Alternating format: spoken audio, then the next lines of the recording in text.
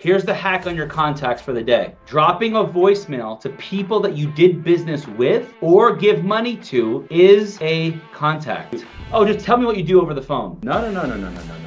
You follow your process that works. There's a reason why this system works, guys. He has a farm down there. And he's a big guy. Like, he's got a multi-million-dollar business down there. Guys, but he called me back within an hour. He ghosted me for a year and a half when I gave him something that really is in his wheelhouse or that he's interested in instantly. Okay, I got a couple of things I'm just going to share with you guys. I have a whole list. Hopefully I can get to everything, but I'm going to just share like a bullet point list. Not every point's going to be a long conversation, but I just want to share it with you guys. Number one is I have been putting expires and cancels and sometimes FSBOs that got rented into the rented calling list in Mojo. And there's well over 200 names and numbers in there. And they all were either expires or something. So if there's any list that is untapped in my own group here for you guys, call the rented list. I did it today and I was like, wait a minute. Who's calling this list? I'm not. So, because I'm just focused on my database. I'm doing other things as a team leader. But for you guys as sales agents, you want more opportunity? I have literally 200 to 300 names of people that were expires and cancels that are sitting there that got rented last year or the year before. And I want you to check in on them and say, are you ready to come back on market for sale? So the rented list in Mojo, guys, please, whoever's coming to the Cliffside Park office on Monday to prospect with me and the team, make sure you guys are prepared with your actual list and your database numbers that you're going to call. So I want everyone to have a goal. Don't just come in and be like, oh, I'm just going to call and see what happens. We are going to call with a goal in mind. In other words, how many contacts do I would prefer you to have a contact goal. The appointments will come because you're in that flow. You're going to be like, I'm going to close this motherfucker now. And then you're going to go into it. Here's a little hack, by the way, that Bobby and I were talking about yesterday. Here's the hack on your contacts for the day. Dropping a voicemail to people that you did business with or give money to, so your centers of influence, is a contact. So if you have a goal of 50 people that you want to speak to, 25 of those could be voicemails if no one picked up the phone, or all 50. Because I called like 7 or 8 of my past clients in the last year this morning. I now have a referral opportunity that I'm giving to Lincoln. I'll talk to you about this. Orlando agent. I mean, you're in San Antonio now, but I'm just saying, if, depending upon, I don't know what you're doing in Orlando still, but he said, I have a house that I need to sell in Orlando. And so I was like, hey, I got the right. He's like, yeah, please put me in touch with somebody. Roger that. Now I'm going to be making $2,000 to $3,000 on a referral check because I just called my database. Sometimes, guys, we're picking up dimes along the way up until we're getting these windfalls of an avalanche of money. Pick up the dimes so you can collect the dollars. Part of our talk, Rich, we're going to be talking about prospecting, obviously. But we talked about yesterday or the day before, the plan, right? Prospect, lead, follow-up, appointments, negotiate. I'm going to add plan with an extra N because I forgot there's one very key point here, which is nurture. Nurture your fucking leads. I'm talking about nurturing your past clients in your database because that's another selling point that you have that I realized that plan is great, but you need the extra N. I have Tony Robbins' sales process. So I inquired on, it seems like the pattern, I always recognize patterns with everybody. Pattern that I recognize with a lot of top teams and top leaders and producers within EXP, Leo, anyone. I inquired on his business mastery course. This is just last week. You know what's so interesting about his sales process? This is a $12,000 ticket to join this. There's only going to be like 1,000 people there. And it's going to be Tony himself in a small setting, but you got to pay $12,000 to be there. It's happening in West Palm Beach. I'm really thinking about doing it because it's all leaders, all business owners only. You have to own your own business basically to be there. You can't just be anybody. And the reason I'm bringing this up to you guys is that even Tony at his level, he's probably the most branded self-motivational guy that exists out there in that space, right? We all agree with that? His sales process was this. I clicked the button to say I want to sign up. I thought it was going to be like a sign up page and like, here's whatever. Someone called me right away and asked me questions, okay? And they said, we need to qualify you to get into this event. I said, I'm about to drop $12,000 and you're going to qualify me? Why do you have to qualify me? If I give you the money, what does it matter? They're like, no, it work like that. And I said, okay. And then there was another follow-up call from another sales manager and said, Dean, given what you shared, I want to know what you're doing for your business. Where do you want to go? What's your vision for your business? I said, what? So my point is, even at Tony's level, he's so branded, he's so marketable, so everything. You guys realize Tony fucking Robbins has a sales process that it's step one, they fill out the inbound form. Step two, someone calls you to qualify. Step two, if you qualify there and you have enough in revenues, it goes by revenues. It's like, then you go from there to this sales manager, and he asks you deeper questions about why do you even want to come to this event? Just like we say, what's the biggest benefit to selling? So I thought it was interesting that this is like a high ticket sales, but it's like, and it's not like you're hiring for a future closing. This was like he's taking the risk of challenging me in that process. So I just want you guys to hear this. Like, this is real time. It's happening right now. That Tony Robbins has. So why aren't you? If we're not following a sales process, why aren't we following a sales process? Okay? Like follow the process. And Bobby and I talked about this a lot as well yesterday, which was we had the initial prospecting call. We follow up on that lead if we have to, or just book an appointment right away. The next step is an appointment. We get in the door, whether it be a walkthrough to set up a Zoom call or to meet with them in person. Then we do the presentation, and then we get the listing. Right? There's a process, and I can tell you, even if someone said to you, "Oh, just tell me what you do over the phone." No. You follow your process that works. There's a reason why the system works, guys. Do not ever. I did that even a couple years ago. I did all mistakes. Trying to shorten your learning curve is that's where it's at. Like, do not skip out on any of the steps in that process. If you don't do a walkthrough of that property, I'm telling you, you're not going to get the listing. It just won't happen. You might get lucky, but you want to get lucky, or do you want to have a system and a winning mindset to make it happen? Okay. So you're saying to do a two-step, Dean, like to do a walkthrough and to get the listing? No, I'm not saying. I mean, well, it's not even a two-step anymore. Two-step was a thing of basically that the way that sellers I've noticed are saying, yes, I want to work with you, is not on the spot usually. It's about, how do I get your property prepared for sale? That's my lead in. Like, I have to see it. Let me get some eyes on it to see how I can actually help you prepare this for sale. I mean, are you staging? Are you painting or whatever? I mean, I have a follow-up call for a $2 million listing in West New York at the 9 Avenue on the Hudson building and he wasn't picking up for like weeks. He was a new expired. And was only because I asked him that question. I said, hey, listen, I understand, the path of least resistance is to work with the same agent that you had, from what it seems like, and that's certainly an option. That being said, are you 100% convinced that, or something along those lines? I can send you the recording, but I said it like, regarding staging and painting and preparing this properly. Like, do you feel like you have a pretty good handle on that before you go back on market? And he's like, and I heard him, the wheels turning, and that's what was my lead in. So now I have a lead in to get into the door. Got it. So my question for Dean, would it be try to get a conversation where to get in there and do a walkthrough, like what we're talking about, or knowing that there's other competition that's going to be happening to bring us in closer, or do I just follow the typical protocol of touch him, along the way until I see him in 2 Saturdays? So you booked an appointment for next Saturday, and he said he was interviewing other people. Is that before your appointment or after your appointment? So it was interesting because I tried to get that information from him, and he was being a little cryptic there, because I even said, look, there's only, there's like us who do the majority of the business in the area. Chances are I'll probably know the agent, and I'd be glad to provide you with a, apples to apples, just so you guys can make the best decision this time. And I said, and so I don't know if he didn't quite know who the agents were, if his wife, I didn't get a back from him from that. And so, yeah, I didn't ask that question, or when are you? I didn't get the sense. Or did you with these other agents that you're talking about? Right, that's right, because I didn't get the sense he either had already met with them or he was planning. Yeah, and so that's what and now Bobby, is it also fully pre-qualified right now? Fully pre-qual. Okay, good. So it's fully he answered all the other questions. Mm-hmm. He was a little bit gun shy on whatever. Here's the reality, right? A lot of clients will do a smoke screen and they're BSing. In other words, they're not actually always meeting with 2-3 other agents. They're just telling that to you to basically get the consumer has to say, and this is what I do with contractors too.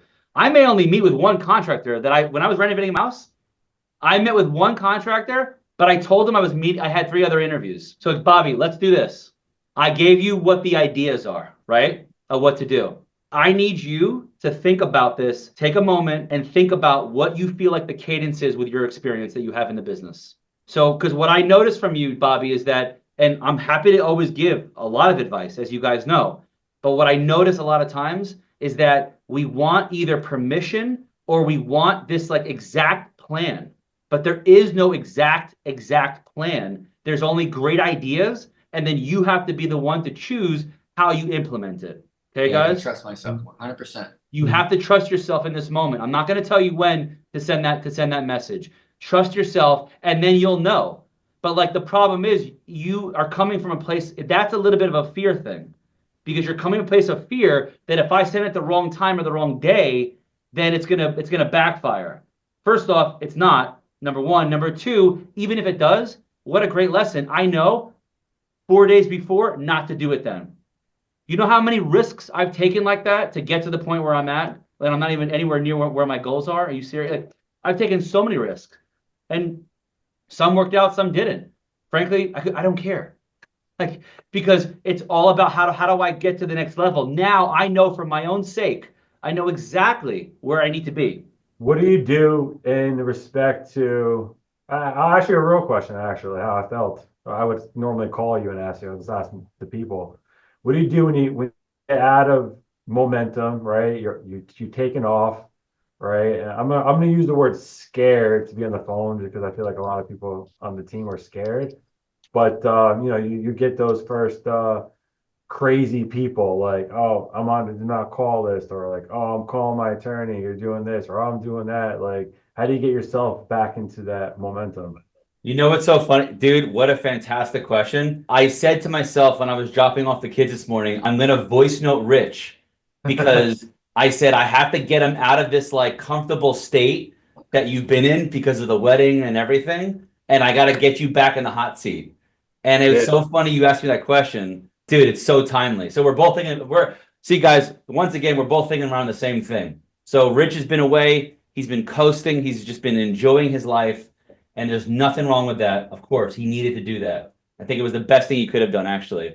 For the first time ever in, whatever, 15 years of working life, that he actually took time off. So I'm proud of him for that. That being said, now he's back in it. And how do you get not to feel that? Now, I will say, when I'm having like a feeling of I'm a little bit more sensitive to people's reactions over the phone, and you get this like little like, oh, it hurts a little bit more. It's almost like you're like inflamed in some way. You have like, it's like an open wound, and like you touch it and it's like, oh, it hurts even more, but you touch this, it's fine, right? What I would do is just, well, number one, from a lot of that, 2 things. Your mental state is very inflamed physically, like you've eaten something that is not good for your body. There's something that you didn't get a good enough sleep, a lack of sleep. Dude, I can be super sensitive. I have those days I'm like, oh, why don't you like me today? Can I just please have a day of people liking me? And unfortunately, that's just not our business. Those are like the 2 like physical elements, I would say. You need to over leverage the conversations, bro, again. And I was going to say to you all this week, because I can say this to you. This is great, guys. We're having a conversation I would have with him personally. I'm having with everybody right now. What I would tell Rich is right today and even tomorrow, I would be gearing up for Monday. Now, you guys are, some of them, you guys are new, you know, whatever, fine. I'm not going to throw you in the fire. But as far as Rich's level goes, he just needs to get back in the action in a big way. And like remove all that. He did a good job of removing all his distractions when he was away. My suggestion would be keep in that pocket of removing all your distractions and just staying focused on the call. Having clients for life. Now, how do you build clients for life if you're not in a position where, let's say you can drop $8,000 we just did for our client appreciation party? To me, I felt like it was a couple grand, but then Teddy's, the bill was like close to 8 G's, I think it was. And I was like, really? I just kept charging the card, I guess? I didn't know. So anyway, but the point is that if you can't do that from a capital perspective, is that what can you do? And I wrote down unexpected gifts. So, don't do this on the birthdays. Don't do this on anniversary of when they bought the house. Can you go on Etsy? Can you go on some Amazon, whatever, and just buy something and by the way, this is going to sound crazy. I would do it unbranded. Do not brand yourself. Just make the gift completely about them in every way. And you're totally removed from that. And guys, I've gotten calls because they're like, wow, this is such a great gift. You were thinking of XYZ. This is my past client's name, Dan Watkins. He's a past client, but by the way, and just so you guys know, if you have a seller, as an example, or a buyer maybe, now because of the BBA agreements you have, that had signed an agreement with you, but they didn't sell, they took it off the market or whatever, they've shown a commitment that for a period of time, they're willing to commit to only you in the process. I would reward that. And that to me is a past client. Even if I didn't sell their property, to me, you're a past client. You've committed to me for a period of time. I'm the only person in your life on the real estate side of things that you're going to be working with. So I'm going to reward them. But my guy, Dan Watkins, he was a seller 2 years ago. He was an expired. Actually got him. I never forget this. I got him on the phone the Saturday after Thanksgiving. I was in Massachusetts in the downstairs basement bedroom on my laptop prospecting, and I got him on the phone, booked the appointment for Monday. Anyway, I got the listing in person, but then something came up. It just didn't work out, and we never even got to market. I had a coming soon. I got leads from the coming soon, but it just didn't work out. So then he ghosted me for literally a year and a half. Now, check out this lesson, because I'm always looking for patterns, always. Because if you don't find patterns, it's not worth duplicating, okay? And so the pattern I saw with this guy, Dan Watkins, was I sent him a boatload of messages about real estate. Hey, when do you want to do this again? What's going on? Here's a market update. Here we got nothing. I got zero response. Then 3 days ago, I got an opportunity from an agent referral that put me in touch with some cannabis business. And I knew this guy, Dan, was in the cannabis industry. That's what he does. He owns a farm, he grows it, he cultivates it. Like, that's his thing. Down by you guys in New Egypt, he has a farm down there. And he's a big guy. Like, he's got a multi-million-dollar business down there. I gave him a call because one of my agent referral partners, we had a Zoom, and she needed funding and wanted to partner with another cannabis owner. But she wanted a real estate broker because she owned the land down by LBI and wanted to partner up with somebody that I might have known. And thankfully, my guy from Connecticut thought of me in New Jersey, talk about branding, and said, can you just maybe help her and guide her the right way? The first guy I thought about was my past client, Dan Watkins. I called him to say, like, look, and I left him he didn't answer, as per usual with Dan, okay? But I left him a detailed voicemail, and I said, Dan, this is real estate unrelated. Unrelated to real estate, is about cannabis. Guys, he called me back within an hour. So what's the lesson here? What is the pattern? He ghosted me for a year and a half. And then when I gave him something that really is in his wheelhouse or that he's interested in, instantly said something and got to me. So the pattern is, can anyone, actually, I do a lot of talking. Can anyone share what is the lesson in your opinion by hearing that story? Keep in touch with people, even if they're not responding. And when you have something that really connects with them, it's not going to be you just trying to be creative. It's something where you've been consistent, but then it just so happened that you're connecting with them on something that is them. That's one idea, right? What's the other lesson that I also found out? There's one more lesson here. Is that to that point, but it goes a little bit deeper. At the end of the day, though, Lincoln, he just hasn't been interested in selling his property. Flat out. Like, there was interest at all. He signed a contract because he was interested. Then all of a sudden, it just waned, and then it was over. So it's not in the forefront of his mind. So my point is about lead follow-up, going back to lead follow-up, when you are calling people consistently and they're not picking up, and you had this is for the ones that had a good conversation and they're not picking up, and you call at different times, like double dial. You call in the morning, you do the midday, you do the afternoon, you do the evening, do the weekend, and you do that a couple times, and you're calling like 10 times and they don't pick up after, guys, they probably just not, like, this is when I would put that out and then go a month out on your lead follow-up. That's my point. Just see, and I would go 3 months maybe, or 2 months. You see what I'm saying? And just move on. Put them in the new interested folder you have in Mojo. The whole point is that when they are interested, they will pick up, is the point. Like, they will do it if you are, but to Lincoln's point, staying consistent, and you're showing that. Because I know that if you look at my call logs, I'm very consistent with all my shit I'm calling, because I'm staying on the patterns of lead follow-up. And so it's just like making sure that we're all in the same, like, we're understanding that it's like there might be not interest there. So just recognize different patterns of different people. Oh, and also something else. If you realize if they're not picking up, let's say, so let you get him in the morning, right? You're prospecting, you get someone that's interested in doing something in the morning. If he's showing up, which he is, I see the record on Phone Warriors, he's coming in at 7:30. Yeah. There's no reason, don't wait for permission for the systems to tell you can call at 8 o'clock. I'm sorry, I'm calling at 7:55. And I had the best conversations I can get. Sometime last year, I forget what it was, I had 3 listing appointments in one day. You know, when I called to confirm the appointment, it was like 7:20 a.m. You know, I didn't give a shit. I was like, I have a busy ass fucking day. I need to know before I get on the phones at 8 o'clock that we're so I can just be prepared mentally for these meetings. You see what I'm saying, guys? Like, just if they're interested, they will get mad at you. Just get it out of everyone get out of your head if that's what you're thinking. And then that leads me to just make it fun. I think we're taking this way too seriously. And I make little for yourself when you are prospecting, when you're calling people, right? Like little games. Like I created to make a game for me and for you guys to join in on the game. The game is a blitz. It is a marathon day. But make little games on your own time that you're like, get creative with your schedule. Be like, all right, if I says I got to do every day 3 hours of these calls, make it fun. Like, I don't know, do like 1 hour, be like, all right, let's see how many people I can just get on the phone for an hour. Then the next hour, go to like, okay, let me focus on only the appointment.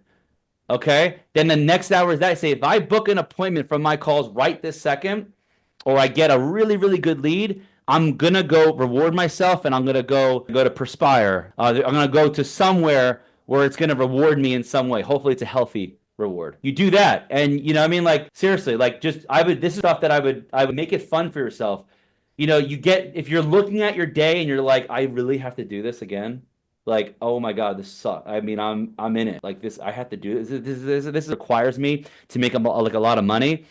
Guys, you're taking it too seriously. Just make it fun. My brain out loud. You got to be kidding. So it's funny. This morning I'm calling somebody, and I literally, it's so crazy. If you guys notice, like this happens, but this is when you're in like a dialogue, you know, like in like a good way. Meaning that I called this guy, he picks up, and I was like, this sounds weird. Whenever you see like 0 days on the market on the MLS, and then it's like it was with the same company, and I was like, all right, well, I mean, let's just see what happens. So I still called. Many people will probably delete that person.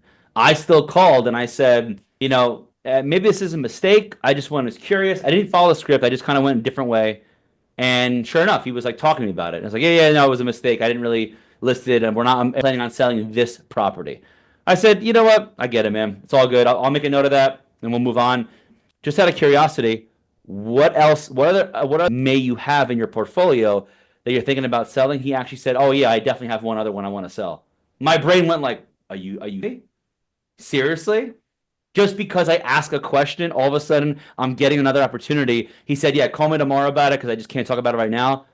Dude, you think anyone else had that conversation with that guy?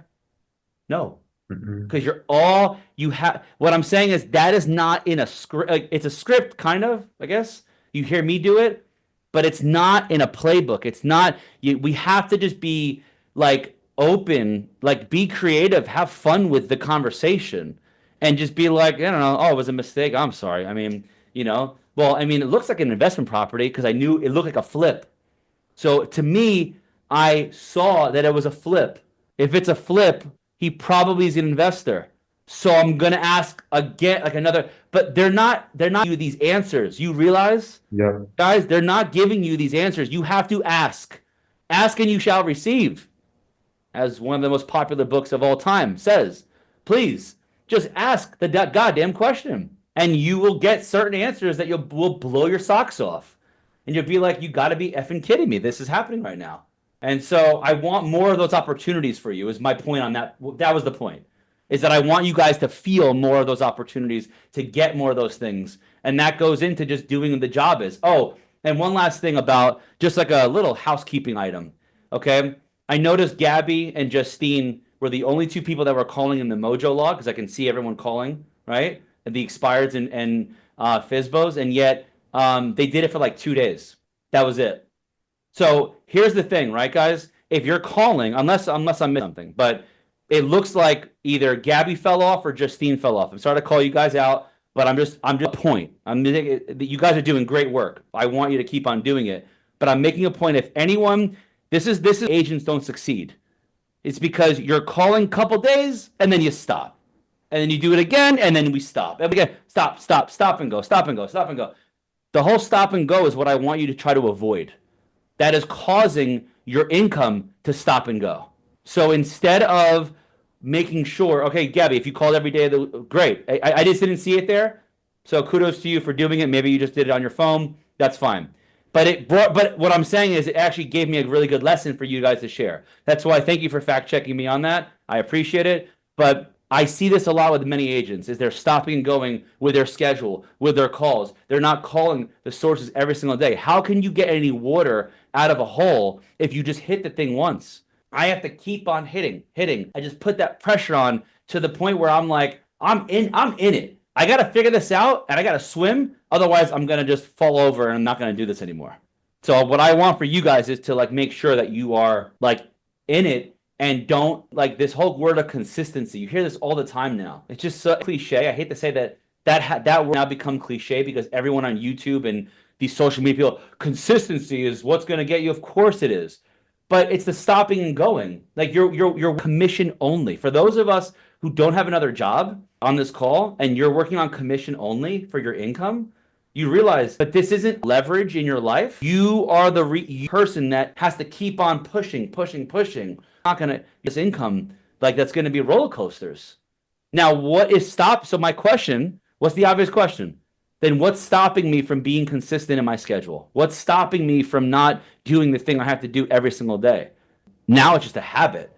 That's why I'm saying, guys, like make sure you have, like as an example, your running shoes right at the edge of your bed. So you stumble on them. You have to walk through them to get to the bathroom. You know what I mean? Like you have to put roadblocks in your way in a good, healthy way for you to get there. Otherwise, we're human. We're going to fallible. Keep on doing it that way, guys. All right? And kudos to everyone for making it happen. And yeah, I'll be around.